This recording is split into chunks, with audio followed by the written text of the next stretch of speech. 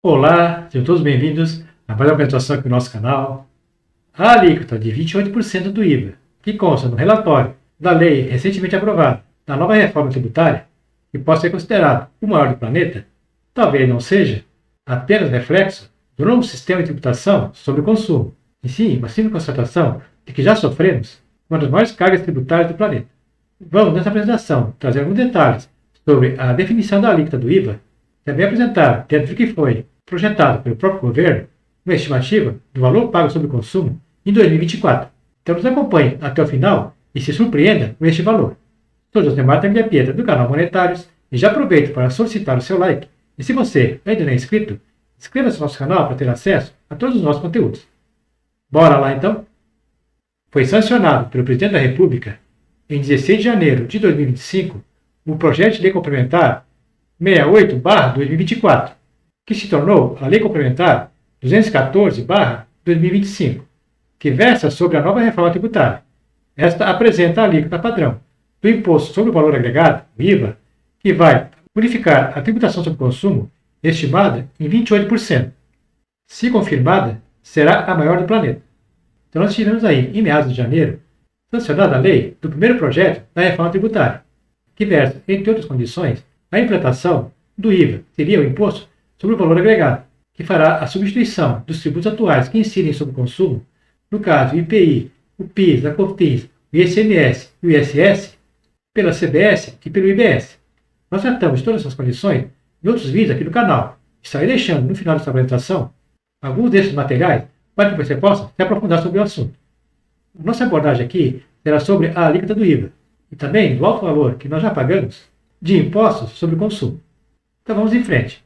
Uma das diretrizes da reforma tributária estabelece que, na forma a ser definida em lei complementar, as alíquotas de referência do IBS e da CBS serão revisadas anualmente, visando a manutenção da carga tributária. Optou-se por tomar como referência a média arrecadada pelos tributos atuais, ou seja, ISS, ICMS, PIS, COFINS e IPI, no decênio de 2013 a 2022, que resultou no percentual de 12,45% do PIB, e foi calculada a partir das informações da Secretaria do Tesouro Nacional. Os resultados iniciais indicavam que, na ausência da alíquota diferenciada e dos demais favorecimentos incluídos no texto final, a alíquota padrão ficaria no intervalo entre 20,7% e 22%. Na medida em que os tratamentos favorecidos forem sendo introduzidos, as alíquotas aumentam gradualmente em um efeito adicional. Com isto, os resultados da alíquota padrão subiram para o intervalo de 25,5% a 28%. Aqui fica entendido que foram feitos estudos e análises para avaliar qual seria a alíquota padrão do IVA inicialmente atribuída, e chegou-se, através dos estudos, que a arrecadação deveria se manter no que já era aplicado em relação ao PIB, representando na faixa de 12,45% do seu total. Com isso partiu-se de uma alíquota projetada para o IVA entre 20% e 22%. Quando o projeto começou a tramitar na Câmara e no Senado, foram então introduzidas algumas concessões e reduções de alíquotas para alguns produtos e atividades, como, por exemplo, alguns produtos da cesta básica teriam incidência de imposto sobre consumo de 0%. Então, esses e outros favorecimentos acabaram elevando a perspectiva da taxa inicial, chegando então aos 28%, já que o objetivo é manter a arrecadação no patamar médio de 12,45% do PIB. Nós temos uma outra publicação aqui no canal, onde abordamos de forma bem detalhada como foi feito esse levantamento do percentual do PIB, também na definição das primeiras alíquotas do IVA, ainda no processo de formulação da proposta da reforma tributária. Estarei deixando esse material no final da apresentação, caso você queira entender melhor todo esse processo. O que ficou claro é que o governo deseja manter a arrecadação sobre o consumo nos níveis atuais, aproximado de 12,45% do PIB. Embora a alíquota seja estimada em 28%, o texto aprovado cria um limitador de alíquota padrão em 26,5%. Toda vez que a taxa de referência ameaçar ultrapassar esse índice, ações devem ser estudadas para mantê-la nesse patamar. Até o final de 2032, antes da entrada em vigor em 2033, de 100% do IVA, caso a estimativa ultrapasse os 26,5%, medidas de redução da carga tributária deverão ser acionadas pelo Poder Executivo e aprovados pelo Congresso Nacional. buscando manter um certo controle sobre a alíquota do IVA, ou seja, não permitir que aleatoriamente ela possa ir além do que já está definida, o Congresso limitou a alíquota padrão em 26,5%, que seria mais ou menos um valor referente a 12,45% do PIB nacional. Então, teoricamente, a alíquota do IVA não irá ultrapassar 26,5%.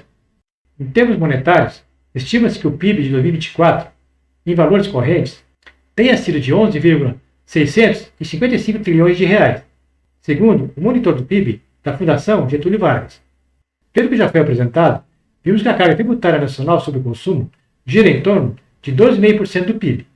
Ou seja, o brasileiro pagou, em 2024, cerca de 1 trilhão 456 bilhões 875 milhões de reais, só de imposto sobre o consumo, que seria 12,5% sobre o PIB de 11,655 trilhões de reais.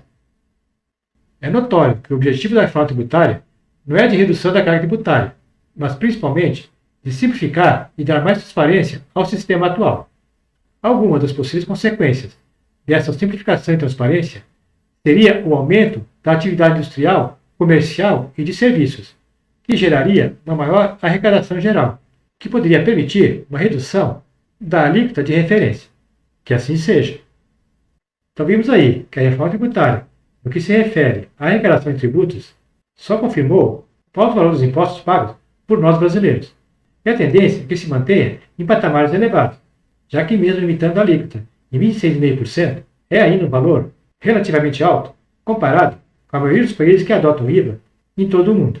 Vamos torcer que o lado positivo da reforma, que é a simplificação, a transparência e a diminuição da evasão fiscal, possam trazer um retorno positivo e que venha a reduzir essa alíquota padrão. Se você tem alguma colocação a fazer sobre esse tema, deixa aí seu comentário. E se você gostou dessa apresentação, já dê o seu like. E não esqueça de inscrever-se no nosso canal para ter acesso a todos os nossos outros materiais.